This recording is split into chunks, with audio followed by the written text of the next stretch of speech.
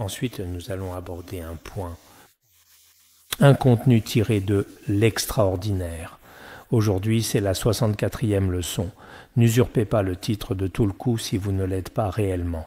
À l'époque actuelle, certains naissent fils de familles nobles et aisées et sont appelés Tulku dès leur toute naissance, recevant le respect et l'admiration des gens. Au Tibet, il y a eu une période auparavant où ce phénomène était assez répandu. Beaucoup de personnes, si elles étaient de rang élevé, leur enfant était reconnu par d'autres comme étant un Tulku. C'est donc un phénomène très regrettable. Certaines personnes, même si elles possèdent une grande sagesse, une discipline pure et une personnalité vertueuse, si elles sont de basse caste et sans richesse, elles subissent discrimination et humiliation. C'est comme le tout savant Longchenpa qui, lorsqu'il était au Kham, a été expulsé d'un monastère. À cette occasion, il leur a écrit une lettre. Dans cette lettre, il y avait cette phrase « Lorsque les ignorants, ceux qui manquent de sagesse, surpassent les sages, les personnes stupides sont davantage respectées que les vertueuses, celles qui possèdent de grandes qualités morales. Les personnes qui ont du pouvoir obtiennent la faveur et la sympathie des gens. » C'est donc déjà ce qui était dit à l'époque dans cette lettre. De nos jours, malheureusement, les ignorants sont très largement respectés. Certains individus vont partout mendier et les ignorants excellent dans ce genre de choses. Ainsi, ils trompent de nombreux êtres. C'est pourquoi, à l'époque, le roi du Dharma était mécontent de certains comportements des Tulku. On sait très bien qu'on n'a aucune vertu, mais si, sans raison, on est loué par les autres, cela devient une cause de préjudice pour soi-même et pour autrui. Si l'on n'a aucune vertu et que d'autres disent que vous êtes un Tulku, ou que d'autres disent que vous êtes un maître, ou encore que d'autres disent que vous êtes très beau, en réalité, cela n'a aucune utilité. Bien sûr, il est impossible de sonder le continuum mental d'autrui. Avant d'avoir réalisé les bhumis, nous ne pouvons pas juger le continuum mental des autres est élevé ou non. Bien sûr, cela reste aussi toujours une certaine chose cachée. À part pour quelques rares personnes, il est très difficile de deviner. Mais en général, on devrait le savoir soi-même. En effet, notre esprit ne nous cache rien à nous-mêmes. Tout est exposé au grand jour, on devrait le savoir. Suis-je vraiment un grand maître ou un moine éminent ? Ai-je vraiment atteint des états extraordinaires et sublimes ? Cela, on devrait le savoir. C'est pourquoi il faut observer très attentivement la continuité de son propre esprit. La photo ci-dessous du roi du Dharma, elle a probablement été prise en France, au sommet d'une haute montagne. Cette photographie est très belle. De nos jours, on n'est pas soi-même tel ou tel Tulku, mais si l'on prétend être sa réincarnation, même si ce n'est pas dit explicitement, il y a pourtant beaucoup de gens qui feignent de l'être. Quand d'autres disent que vous êtes la réincarnation d'un certain Tulku, il semble que, parmi nous, c'est le cas du côté du Terre victorieuse qui vainque les Maras de la Rongar. Depuis le tout début, il n'y a jamais eu de Tulku ici, mais il est difficile d'en être certain. Certains plaisantent souvent, ce Tulku-ci, ce Tulku-là, mais même en plaisantant, ce n'est peut-être pas très approprié. Sinon, le jour où cela arrive vraiment, on pourrait finir par croire soi-même qu'on est réellement un Tulku. Et là, ça devient problématique. Les Tulkus sont en effet une véritable spécialité du Tibet. En général, dans d'autres régions. Il y en a quelques-uns en Occident, mais c'est une chose très rare. S'il s'agit d'un véritable Tulku, nous ne le nions pas non plus. Si l'on regarde un peu l'histoire en général, certains étaient vraiment remarquables. Que ce soit en termes de sagesse, de discipline ou de personnalité, ou de propager le Dharma, ils étaient exceptionnels. D'après les biographies de grands maîtres et moines des générations passées, il est tout à fait clair qu'ils n'étaient pas des gens ordinaires. Il y en a eu de tels. Nous ne pouvons pas le nier. Mais il y en a aussi une partie que l'on peut qualifier de faux Tulkus. Le phénomène de l'imposture existe également, mais peut-être que c'est un petit peu mieux maintenant. Les gens n'admirent pas vraiment cet aspect particulier ces derniers temps. Même s'il est un Tulku, s'il n'a aucun mérite, les gens ne feront pas parce qu'il est un Tulku. Tout le monde adore. En fait, les Tulkus sont aussi, dans une certaine mesure, cela a également eu de nombreuses répercussions négatives sur d'autres endroits. Si vous êtes un moine, si vous êtes vous-même moine, il existe également le danger de briser les préceptes fondamentaux de la libération individuelle. parce que tu n'es visiblement pas, mais les autres pensent que tu es un tulku et que tu l'admets toi-même, alors il y a aussi la possibilité de commettre un très grand mensonge. Il y a également des gens qui donnent à de très, très jeunes enfants le titre sacré de tulku, mais cela vaut considérablement moins que de donner à Khenpo qui transmet au moins les enseignements, les commentaires et les versets des sutras, le nom de tulku. Cela est peut-être dû au fait que le roi du Dharma a dit cela, ou à une autre raison. Parce que si c'est un tout petit enfant et qu'on lui donne le nom de tulku, il se peut que personne ne sache ce qu'il deviendra en grandissant. Si son maître est très bon, alors peut-être que ça ira. Mais c'est effectivement difficile, parce qu'un jeune tulku est généralement reconnu à l'âge de 5 ou 6 ans, ou 7 ou 8 ans, puis il doit apprendre étape par étape pour vraiment propager le dharma et aider les êtres. Il ne pourra peut-être s'illustrer qu'à plus de 20 ou 30 ans. Il est difficile de dire ce qu'il deviendra entre-temps. C'est pourquoi, selon le roi du dharma, il vaudrait mieux choisir quelqu'un qui comprend déjà les enseignements et les traités bouddhiques. C'est pour cela il y avait quelqu'un à Hong Kong, n'est-ce pas, il a dit, qu'il ne voulait plus être tulku à l'avenir. Et certaines personnes sur Internet ont dit que cela prouvait que tu n'étais pas un tulku, car si tu étais vraiment un tulku, ce ne serait pas une question de vouloir ou non l'être. Si c'était un fonctionnaire ordinaire, on pourrait arrêter quand on n'a plus envie de l'être. Mais cela montre que tu n'es pas un tulku. Si tu es un tulku, même si tu ne veux pas l'être, tu restes un tulku. Donc cela n'a pas vraiment de sens, cela n'a aucune signification. Alors on pourrait dire qu'il vaut mieux. À l'époque, de nombreux monastères confiaient ces rôles aux Khenpos et prenaient souvent toutes sortes de noms de tulku. Bien que beaucoup de Khenpo soient en train de devenir des tulku, cette phrase a tout de même une connotation un peu péjorative. Ils sont en train de devenir des tulkus. Ils ne sont pas tulkus, ils deviennent. Mais la plupart des Khenpo de notre institut sont plutôt stables et posés. De manière générale, personne ne leur attribue absolument jamais le nom précis de tel ou tel tulku en particulier. D'imposer quoi que ce soit, c'est suffisant, n'est-ce pas? Notre infirmier lama tremblait toujours de la main.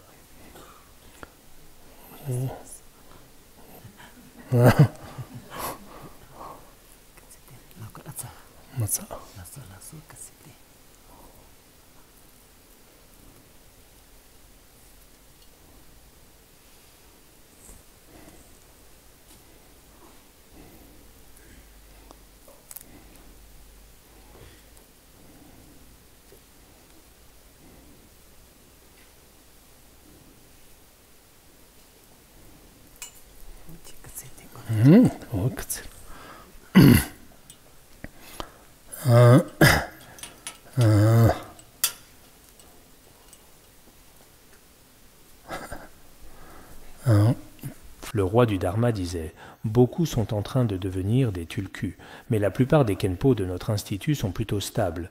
Ils ne se laissent pas influencer par cela. Dire de soi-même qu'on n'est pas un tulku, c'est très bien. À l'époque, il y avait aussi quelques personnes, bien sûr.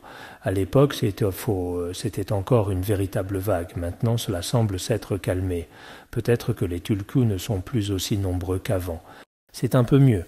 Si tu n'es pas un tulku, mais que tu prétends l'être, tu commets une faute majeure de parajika selon les vœux de libération.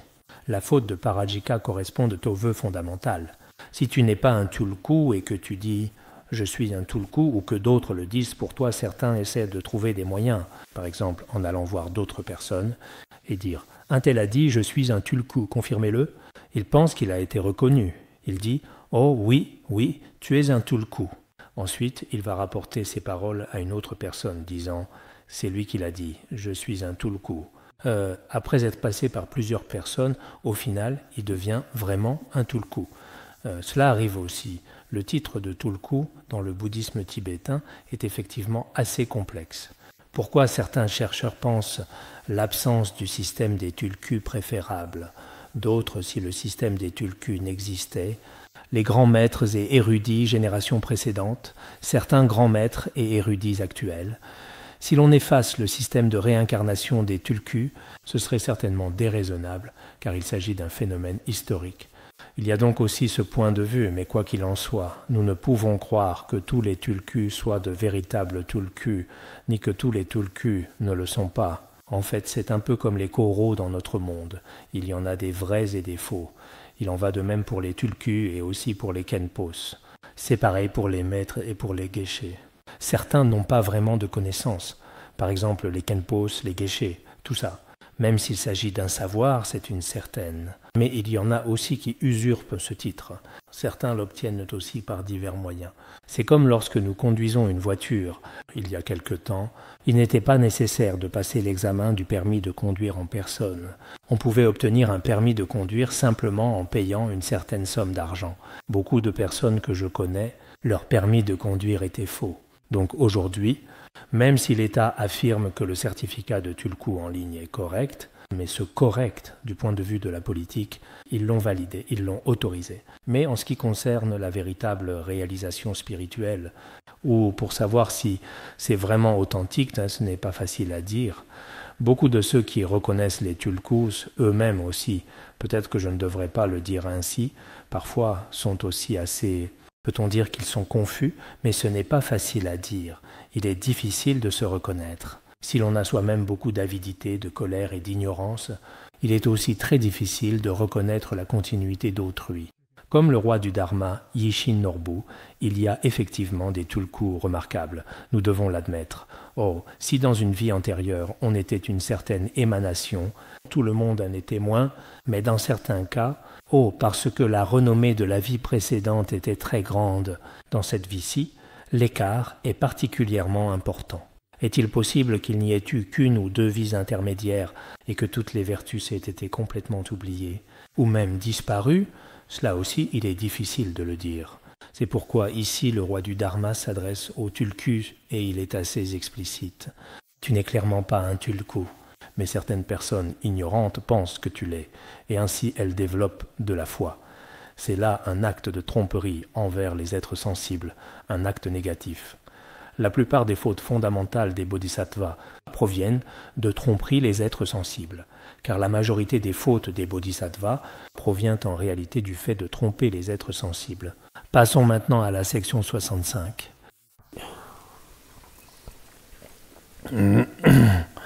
Pour conférer initiation ou transmettre enseignement, une lignée fiable est nécessaire. Pour tout enseignement, le transmettre ou sa propre pratique, il est nécessaire d'avoir une lignée fiable. Quel que soit l'enseignement que nous pratiquons ou que nous l'enseignons à d'autres, avoir une lignée de transmission est préférable. Du point de vue personnel, si l'on n'a pas reçu d'initiation, il est interdit de pratiquer ou de diffuser les enseignements du Tantrayana. En particulier dans le Tantrayana, sans initiation, on ne peut consulter les textes rituels soi-même. Bien sûr, il y a quelques exceptions possibles. Par exemple, si l'on a reçu certaines initiations du 4 sections de l'essence du cœur, si tu n'as pas personnellement reçu l'initiation à un certain enseignement, certains maîtres disent que c'est tout de même possible. Par exemple, pour certains enseignements du Dzogchen, si tu as reçu l'initiation à un enseignement Dzogchen, il t'est permis de le consulter. Mais tu veux le transmettre à autrui. J'ai reçu l'initiation du essence du cœur du maître, mais que je n'ai pas reçu l'initiation du filet d'illusion.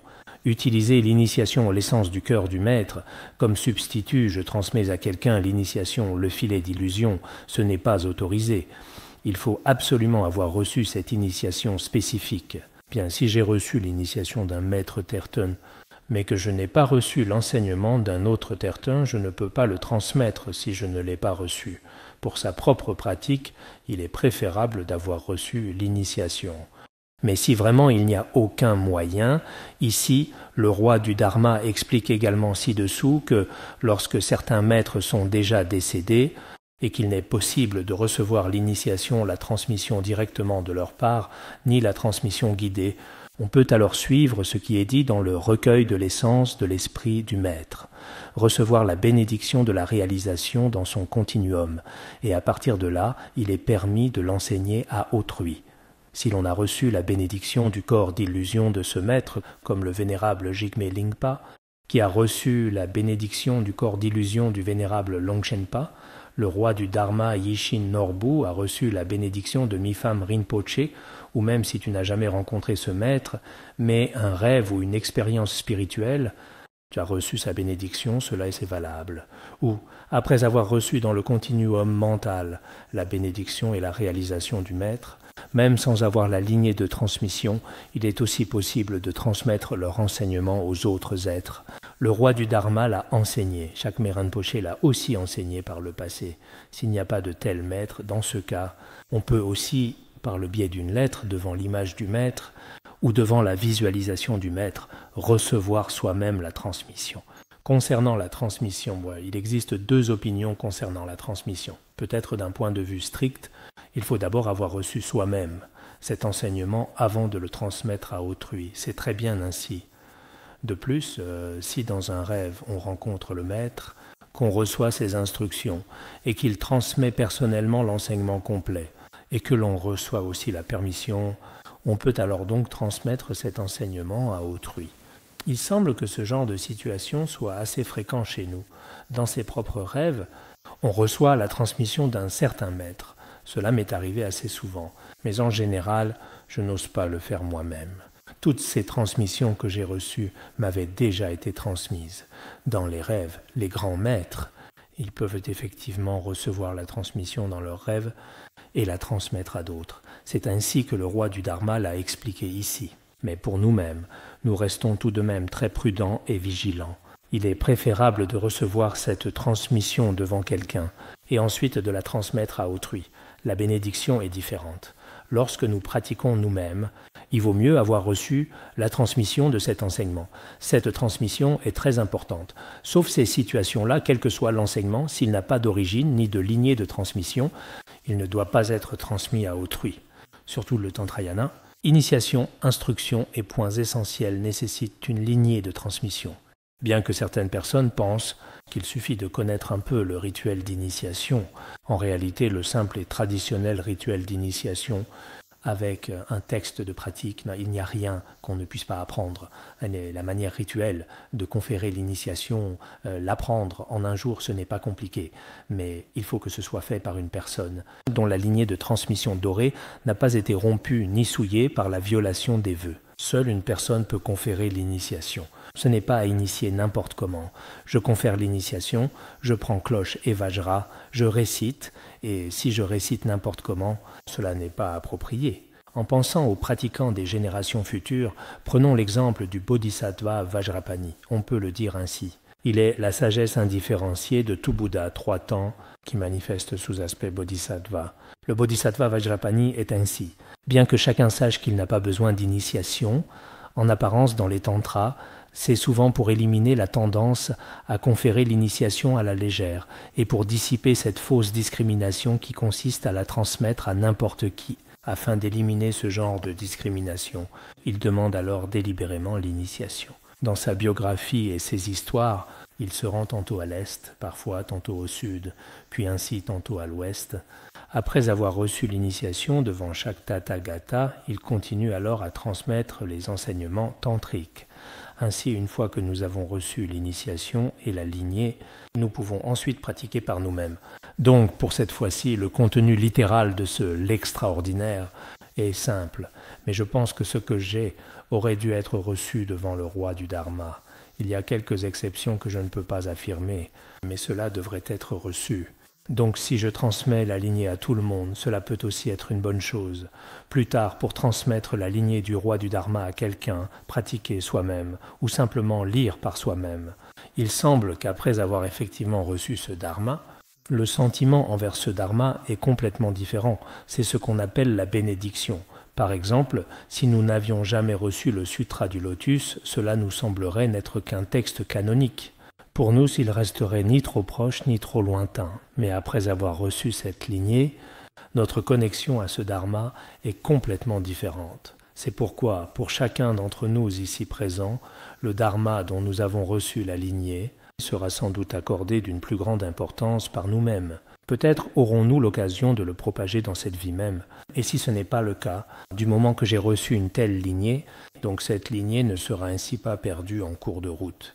Ainsi, dans mes vies futures, vie après vie, je pourrai également propager un tel dharma. Avoir une condition exceptionnelle, c'est important. En réalité, le fait que nous ayons reçu ces enseignements devrait être considéré comme une grande source de bonheur.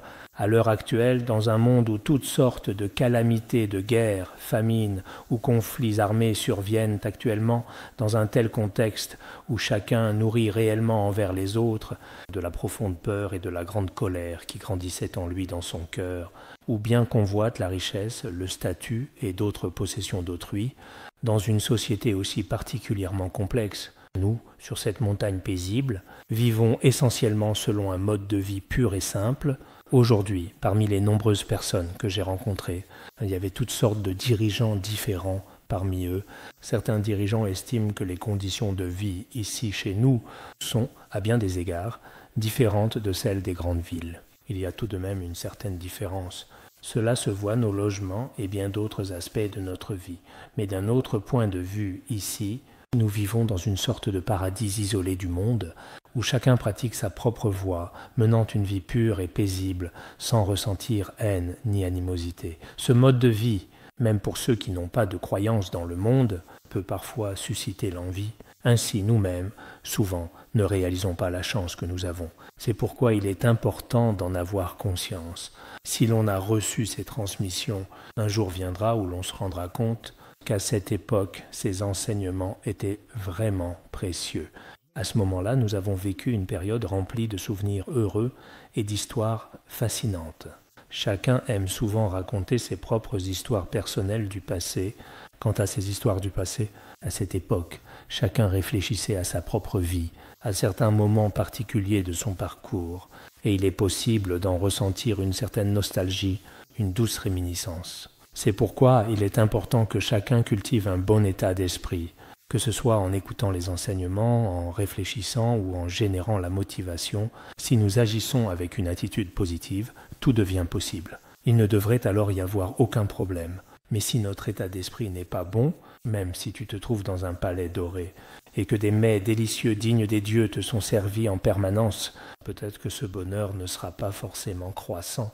Si nous cultivons un peu de contentement, et que nous éprouvons de la gratitude envers tout le monde, que ce soit envers les montagnes et les rivières d'ici, ou envers toutes les personnes, c'est en réalité absolument nécessaire. Regarde, ici chez nous, que ce soit cet environnement ou ce mode de vie, tout cela est aussi le fruit des efforts et du dévouement de nombreuses personnes.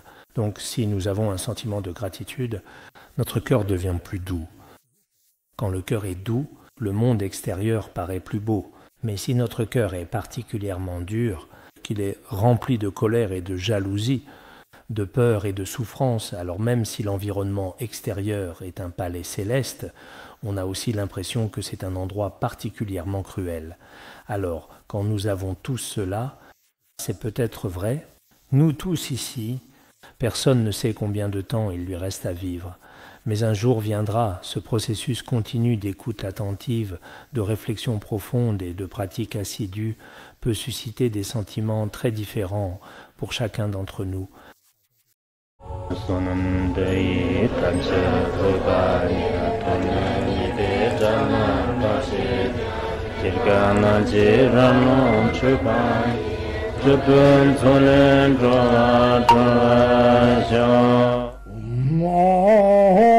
Bandara Badna Sadorda Bandara Badna Sada Bandara Badna Sadorda